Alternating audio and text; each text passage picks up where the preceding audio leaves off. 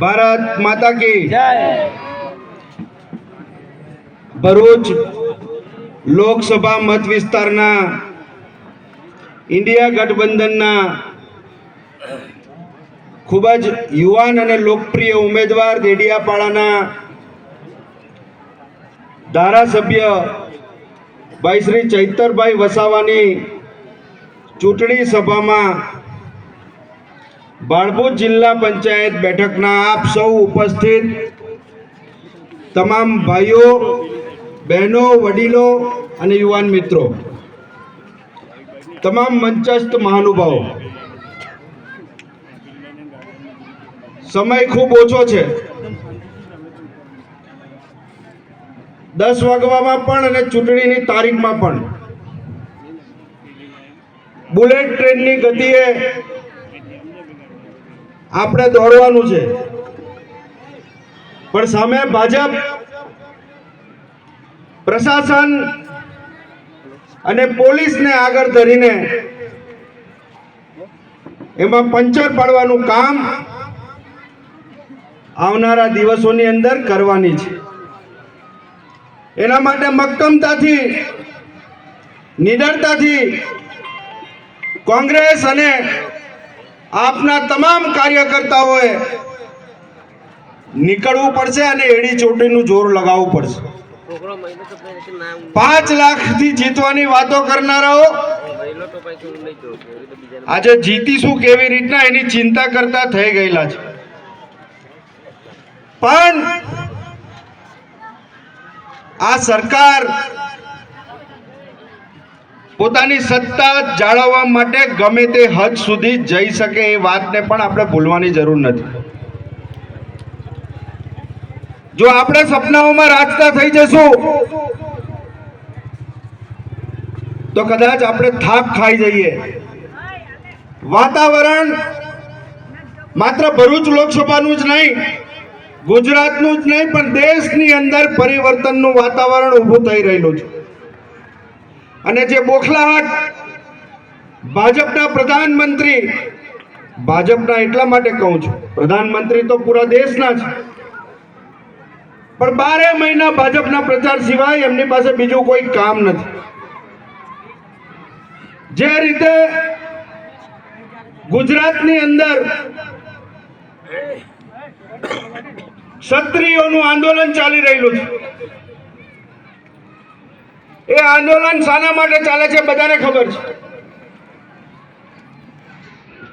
માત્ર ભાજપના સામાન્ય કાર્યકર નહીં, પરંતુ શીર્ષ નેતૃત્વ, દેશનું ભારત સરકારમાં કેન્દ્રીય મંત્રી અને રાજકોટ લોકસભા બેઠકના ઉમેદવાર પુરુષોત્તમ રૂપાલા એ એમ કે રજવાડાઓ અંગ્રેજોની સામે નમી જતા હતા, અંગ્રેજોની સાથે રોટી બેટીનો વ્યવહાર કરતા હતા. આ વાત માત્ર ક્ષત્રિય સમાજની બહેનોને માટેની નથી.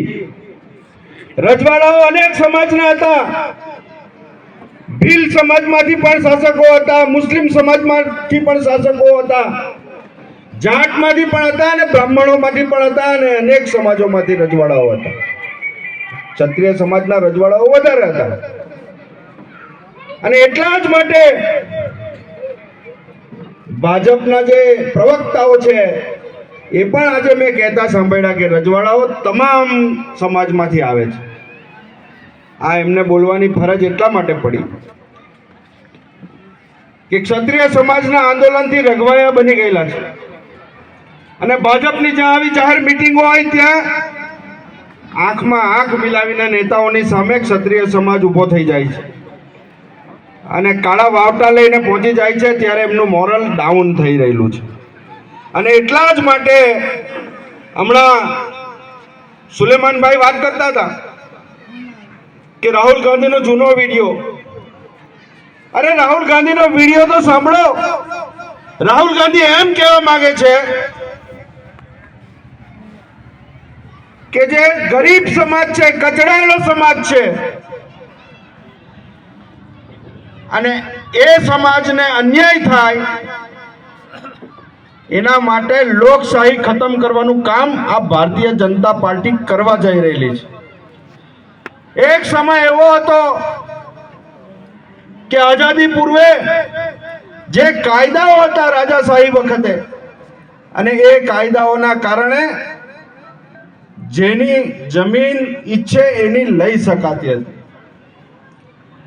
આજે સમય એવો આવ્યો છે કે આ લોકશાહી છે, અને લોકશાહીની અંદર આજે કચડાયેલો વર્ગ છે, આદિવાસી હોય, દલિત હોય, અત્યંત ગરીબ હોય, એવા તમામ પરિવારો કે જેના માટે કોંગ્રેસ કામ કરે છે, અને કોંગ્રેસ બંધારણની અંદર જોગવાઈઓ કરી અને એને સુરક્ષિત કરવાનું કામ કરે છે.